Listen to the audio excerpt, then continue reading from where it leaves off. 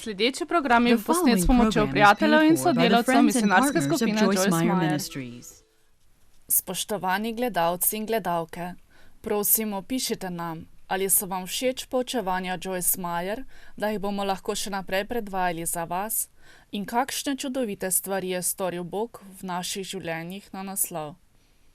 Exodus TV, Radovanova ulica 2, 2000 Maribor. Naročila za DVD ali knjigo sprejemamo na telefonsko številko 064 118 001. Več o delu Joyce Meyer najdete na njeni spletni strani www.joycemeyer.org. Vabljeni k ogledu. Če izrinete druge, potem tudi sami sebe pahnete v ječo. Drug z drugim smo povezani, pa če to hočemo ali ne. Ranjeni boste, vendar Bog je vaš zdravnik, živi v vas in vas bo zdravil, ko vam bo kdorkoli kaj napravil.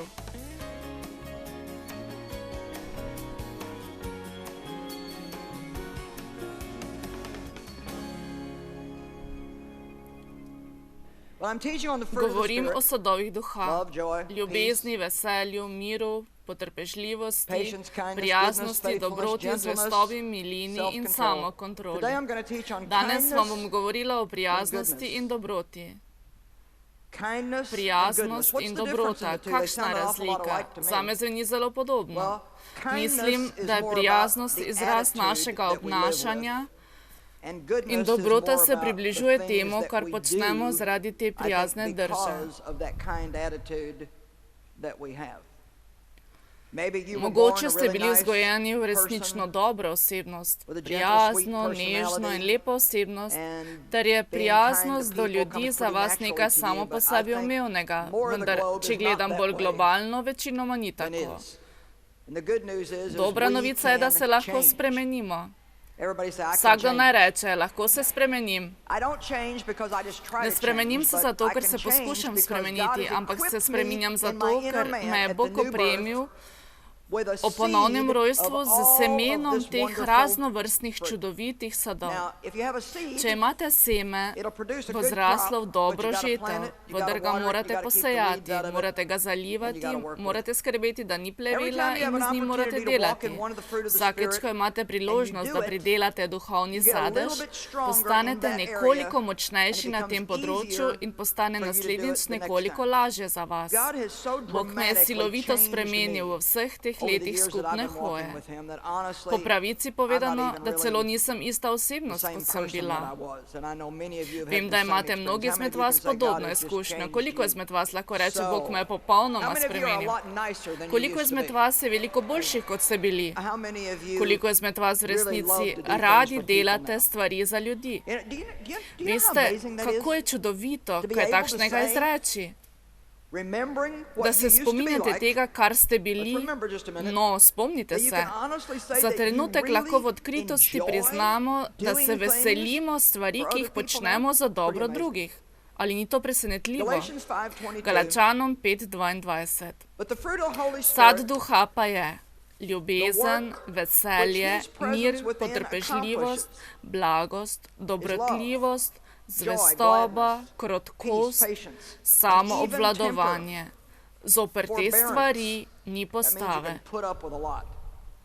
Kindness, goodness, benevolence and faithfulness, gentleness, which is meekness, humility, and self-control.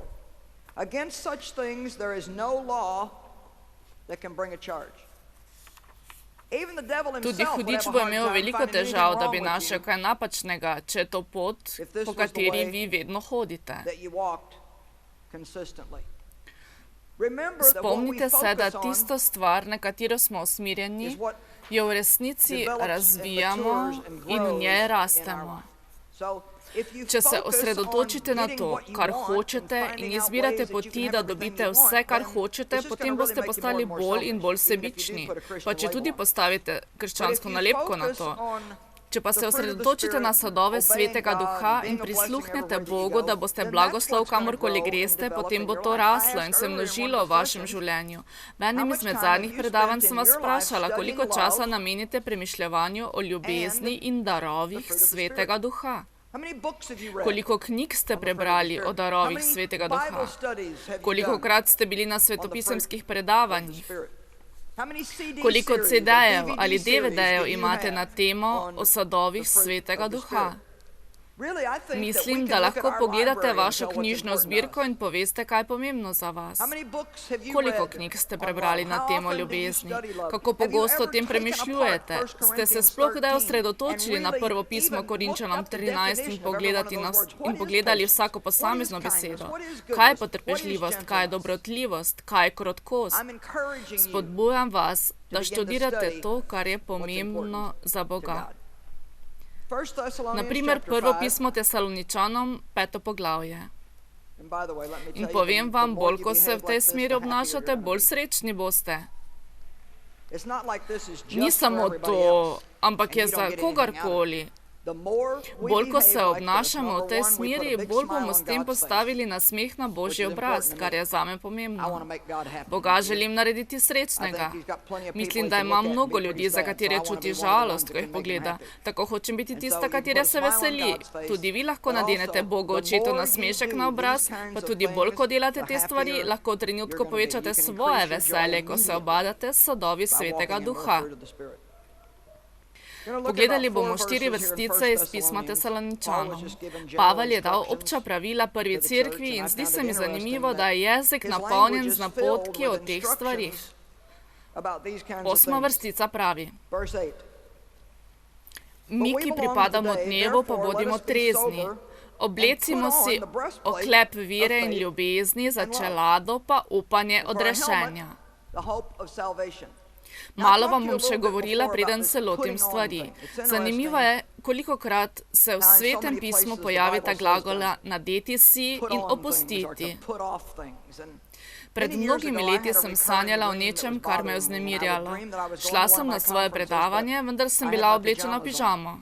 Čakala sem na vozilu s svojimi oblekami, a ni prišlo. Začetna molitev se je končevala in bil je čas, da stopim na oder in me je bilo sram, ker bi morala stopiti pred ljudi v pižami. Nikakor nisem mogla razumeti teh svojih sanj. Po nekaj letih me je Bog naučil, da naj si oblečem ljubezen, pravičnost in na noge obujem mir, usmiljenje in prijaznost. On me je podučil, da nisem bila primerno oblečena v duhu.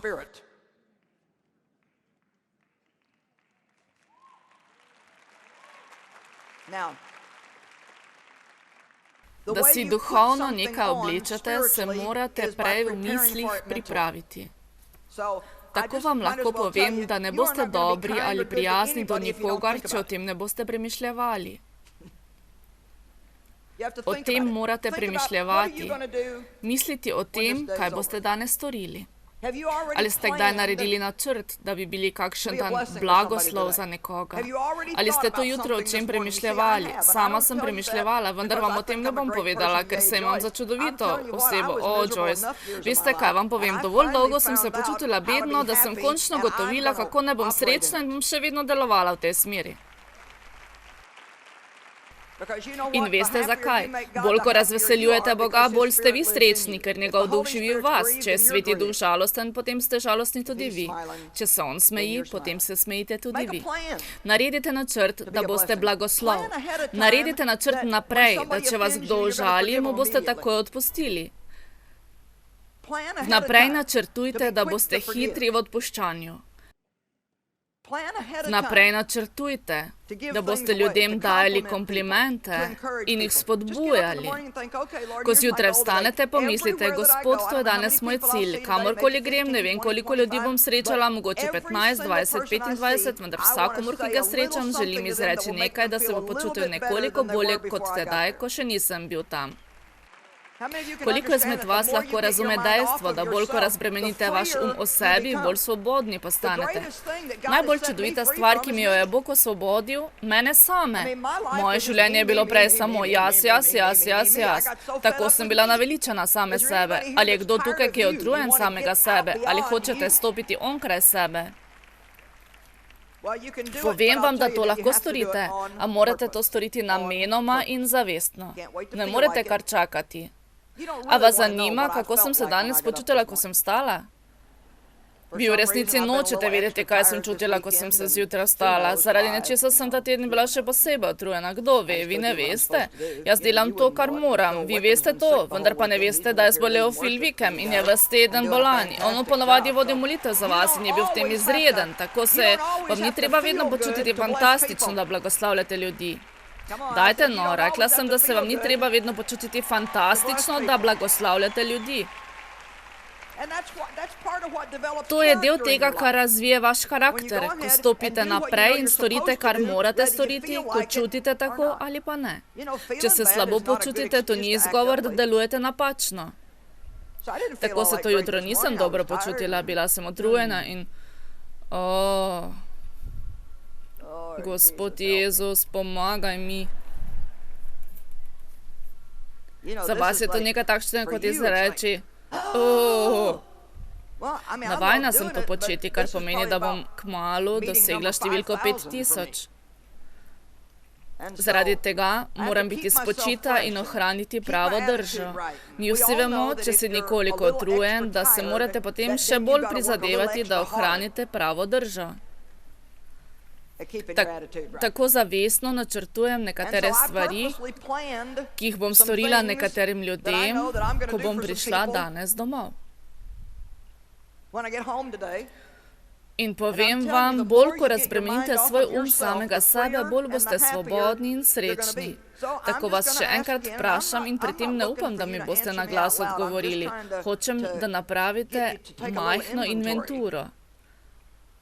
Kdaj ste se zadnjikrat usedli in načrtovali prijaznost ali dobro delo?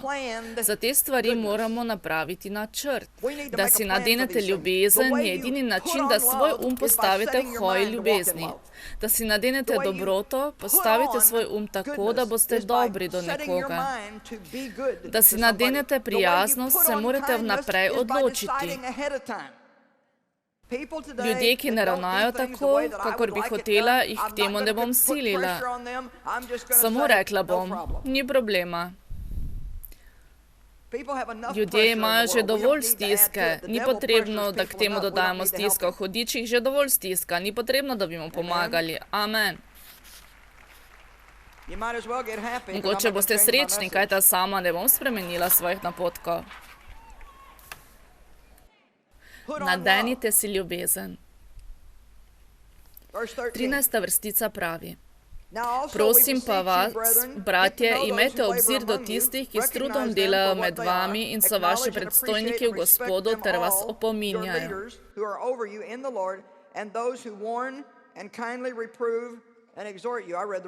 Prebrala sem napačno vrstico. 13. vrstica pravi.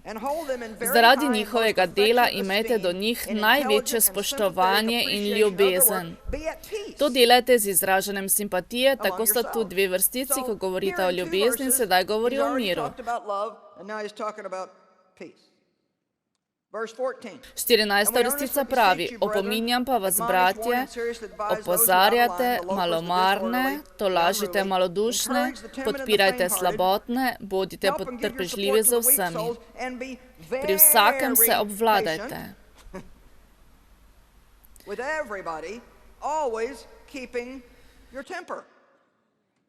In v 15. vrstici nadaljuje, glejte, da kdo ne vrača komu hudega s hudim, ampak si vedno prizadevajte za to, kar je dobro za vas in za vse. Kar je dobro za vas in za vse. Tako je prav. Prvo pismo Tesaloničanom 5 so majhni napotki, in kakor da bi Pavel sedel z ljudmi in rekel, glejte, hočem, da imate najboljše življenje, ki ga lahko imate. Poglejte, hej, Jezus je umrl za nas, tako da bi imeli čudovito življenje v skupnosti. Želim, da imate najboljše življenje, ki ga lahko imate. Zunaj je veliko izgubljenih ljudi, ki ne poznajo Kristusa, zato pojdite ven v svet in bodite za njih živo sporočilo. Neprestano pričujte in uporabljajte besede tedaj, ko je potrebno. Dopustite, da vaša drža in vaša dejanja pričujejo za vas. Veste, vi se lahko prepirate z besedami, vendar se ne morete neprestano prepirati. Ali ste me slišali? Mogoče so tukaj žene, ki imajo neodrešenega moža doma in mu poskušate predstaviti veselo oznanilo in kaj bi moral storiti, on pa se sploh ne ozira na vas, vendar jaz vam povem. Če bi že 5 let neprestano kazali sadove Svetega Duha v svojem domu, potem bi dobile dovolj njegove pozornosti. Kajte vi bi delovali kot preteklih 5 let. Mislim, da bi lahko bila malo bolj potrpežljiva. Resnično mislim, da je tako, kakor je Pavel sam sedel s Tesaloničani. Tudi jaz sedaj sedim skupaj iz Ohaja, Ohajčani, Clevelandčani in ne vem kdo še. Pravim, poglejte to pot, da bi lahko imeli čudovito življenje. Oblecite se v ljubezen. Pogum, ljudje, vsakogar spodbujate. Delajte za mir v svoji sredi. Bodite zelo potrpežljivi za vsakomer in se vedno obvladajte. Zavestno pokažite prijaznost in si prizadevajte za dobro. In na to nadaljuje in izreče nekatere močne stvari, ki se ne zdijo, da so sadovi Svetega Duha, vendar jih imam rada. Zahvaljujte se Bogu za vse. Zahvaljujte se Bogu, ne glede na okoliščine. Zahvaljujte se in hvaležni bodite, kajti to je Božja volja za vas v Jezusu Kristusu. Veste kaj? Poglejte me in povem vam, da je vaš problem, ki ga imate v mislih, da je najtežja stvar na celem svetu. Vaš problem po vsej verjetnosti niti ni vaš pravi problem.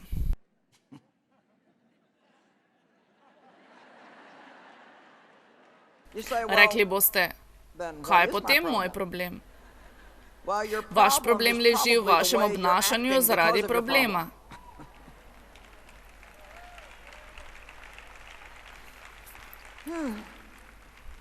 No, naj vas spomnim, da sem danes nekoliko utrujena. Pomagajte mi in naredite vse to bolj enostavno. Usmiljenje je prijaznost in prijaznost je usmiljenje. In mi imamo radi Božje usmiljenje. Ali ni tako? Usmiljenje je tako čudovito, da lahko storimo stvari narobe in nam Bog kar odpusti. Kajti on nas nikoli ne izključi iz svojega življenja, ker nismo storili natančno tako, kot je on hotel. Njegovo usmiljenje se vsak dan obnavlja, vsako jutro. Po mojem mnenju naredi Bog vsak dan novo zalogo usmiljenja, kajti sama sem že včeraj vsega porabila. Zato je tako pomembno, da morate zjutraj vstati malo prej in dati čast Bogu. Zelo pomembno je. Nisem jutranji človek. Dobro. Ali želite imeti zelo beden dan? Nekaj morate storiti, da začnete svoj dan prav. Če niste oseba, ki bi to zmogla za dalj časa, potem si izberite 5 minut ali 3 minute. Zaprite se v kopalnico in molite za 5 minut. Vendar samo, Bog, pomagaj mi, pomagaj mi. Hočem si nadeti ljubezen, želim iti ven iz hiše in prav ravnati z ljudmi. Imam probleme, Bog, in sem zato čemerna. Ne dopusti, da to vpliva na druge ljudi. Naredite plan, lepo se obnašate.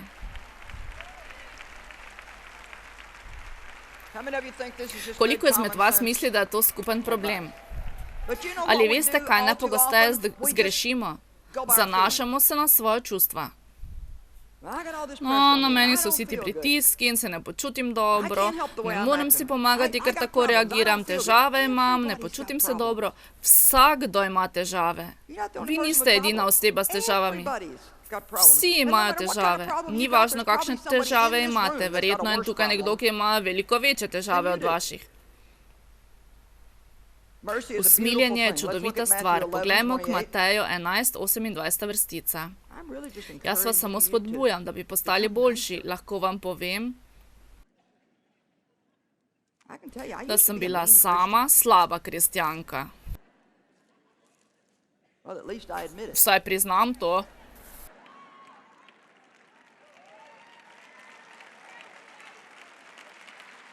Veste, samo zato, ker imate cerkveni obraz in si ga nadenete, ko prestopite cerkvena vrata z vzkliki: Hvaljen bodi Gospod, hvala ti Jezus, slava tebi Gospod, aleluja, amen, amen, amen, ljubim vas, bratje in sestre, duhovnik, amen.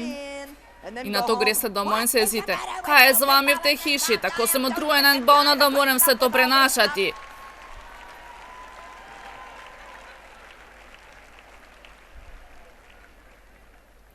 Spominjam se, ko sem z dvignjenimi rokami bila skupaj z Davidom v cerkvi in prepevala pesmi iz pesmarice in si mislila, če si on misli, da bomo danes kuhala, lahko kar pozabi. Vse, kar dela, je gleda eno nogometno tekmo za drugo in sama moram opraviti vso delo, utrujena sem in polna od tega, kar predam se.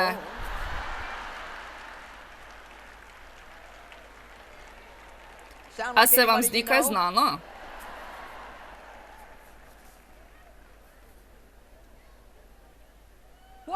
Kaj je na Jezusu, da nas tako privlači? Ker je podoben nam. Če torej on uporabi nas za svoje zastopnike v svetu, da privabi ljudi k sebi po našem zgledu, potem moramo biti kakor on. Najboljša stvar, ki jo lahko storimo, je, da stopimo v neurejen svet in pokažemo sadove Svetega Duha. Jaz vam ne pravim, da bi vas ljudje izkoriščali in hodili po vas. Govorim vam, da se vi obnašate kakor Bog. Jezus je povedal ljudem, kar je moral. On je bil zelo neposreden z ljudmi, vendar jih potem ni izključeval iz svojega življenja. Danes zjutraj sem o tem premišljevala in glavni način, kako kaznujemo ljudi, je, da jim ne odpustimo. Mi postavljamo zidove in ljudi zapiramo ven iz svojega življenja, ko ne storijo stvari tako, kot bi si mi želeli. Veste, vi lahko stojite nasproti nekomu in ga še vedno ne sprejemate v svoje življenje.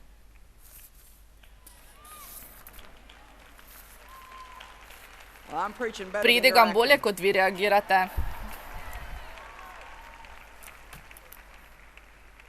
Ne bom dopustila, da bi mi še enkrat to storil, ne boš me več ranil. Veste kaj, če nočete, da bi vas kdo ranil, potem ne morete ljubiti.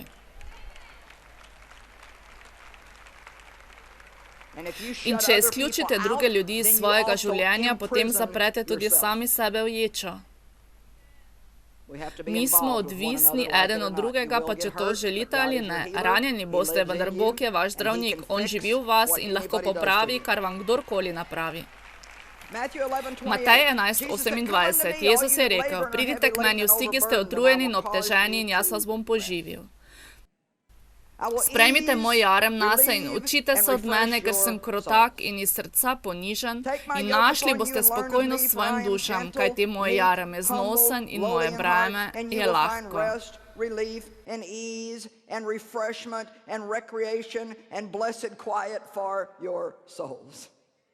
For my yoke is wholesome, useful, good, not harsh, hard, sharp, or pressing, but it's comfortable, gracious, pleasant, and my burden is light and easy to be borne. Veste, kaj sem pridobila iz tega? S Jezusom je bilo zelo lahkotno prebivati.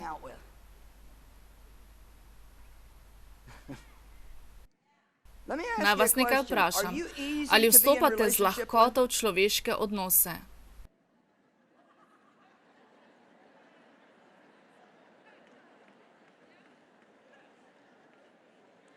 Sila, ustavite se in v miru premislite. Dajte no, ali je lahkotno živeti z vami? Kaj vam je všeč? Kaj vas naredi srečne? Koliko stvari mora drugi narediti prav, da mu dopustite narediti nekaj malenkosti narobe?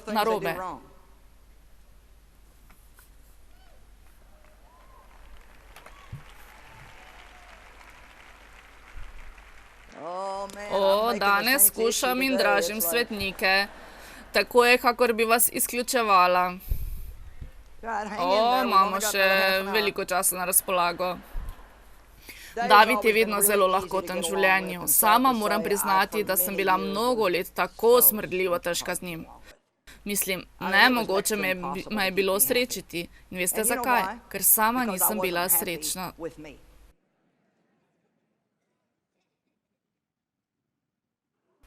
Nisem se marala in tako nisem marala ničesar, kar se je dogajalo. Tudi ko pride do usmiljenja, kajti če se nikoli ne naučite prejeti Božjega usmiljenja, ne boste nikoli usmiljeni z drugimi ljudmi. Če ne prejmete Božje dobrote, ne boste nikoli dobri. Mi ne moremo dajati nekaj, česar nimamo, zato se vse začne z vašim odnosom do Boga. Kakšen odnos imate do Boga? On ni rezek in strog nadzornik. On je usmiljen, prijeten in dober, hiter v odpuščanju in lahkoten z ljudmi. Jezus je rekel, pridite k meni, z mano je lahko živeti. V vaše življenje bom prinesel lahkotnost, nikamor vas ne bom silil, ne bom storil, da bi se počutili slabo za vsakeč, ko boste napravili napako. Pomagal vam bom, ko boste potrebovali pomoč. Če boste napravili napako, vas bom pomiril, ni problema, ker vsi delamo napake. Rekli boste, dobro, Joyce, če se tako obnašamo, bodo ljudje kar hodili po nas. No, čas je tudi, ko se morate opreti ljudem. Če imate delavca, ki je neprestano zamudi na delo, vam ne pravim, da recite, ni problema, ne skrbi. Nekoč boste morali reči, če boš še enkrat zamudil, boš izgubil službo. Vendar tudi to delam za njihovo dobro. Kaj ti govorim tedaj, ko so drugi neredni? Veste kaj, mi vsi delamo napake. Ni napaka nekoga drugega, če ne morete biti to, za kar jih potrebujem tisti določen dan. Vi, žene, vi veste, da se vaše potrebe spreminjajo iz dneva v dan. En dan želite poljube in objeme, vendar že drugi dan ne dotikaj se me.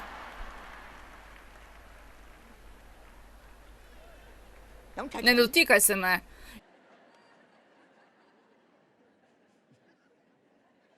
In obožec postane čisto zmeden.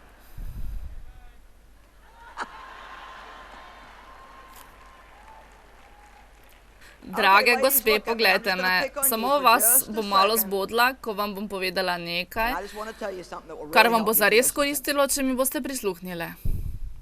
Če ste poročene, prenehajte dajati svojemu možu delo, da bi vas osrečil.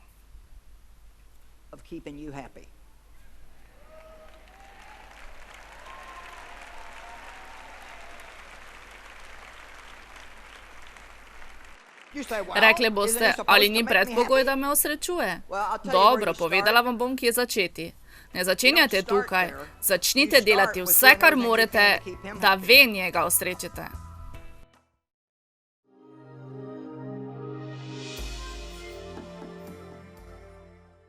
Nancy je stara 2 leti, ko je bila stara 3 mesece, je nekaj padlo na glavo in poškodba je zaustavila njen normalni razvoj. Ni se razvijala tako kot drugi otroci od takrat naprej. Vendar zaradi naše medicinske klinike, kamor je prišla pred 2 dnevoma in je prejela zdravila, prav tako je naša fizioterapevtka podočila njene starše, kako naj ji pomagajo z razgibalnimi vajami, kako jo naj vsak dan učijo in jo trenirajo. Sedaj obstajajo zelo dobre možnosti, da bo Nancy s temi zdravili in fizioterapijo lahko nekoč shodila in bo nekega dne premagala to poškodbo. Nancyni starši so prišli z njo peš 2,5 dni hoda, ker so slišali za zdravnika in ker tako zelo ljubijo svojega otroka in mu želijo pomagati. Tudi midva sva starša, zato sva neizmerno hvaležna Bogu, da sva lahko prišla sem pomagati tem čudovitim otrokom.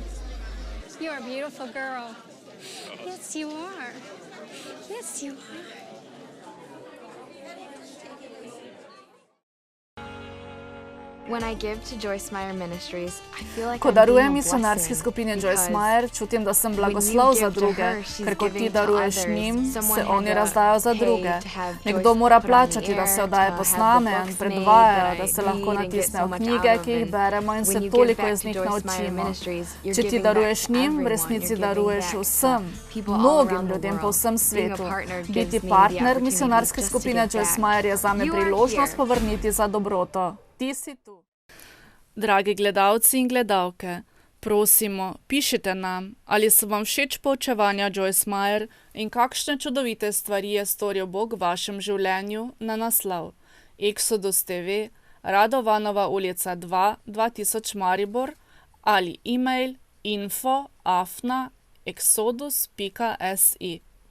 Naročila za DVD in knjigo sprejemamo na telefon 064 118 001. Predvajane oddaje so na ogled v arhivu naše spletne strani www.exodus.si. Hvala za pozornost in Bog vas blagoslovi. Predvajana oddaja je bila plačana s strani prijateljev in sodelavcev misionarske skupine Joyce Meyer.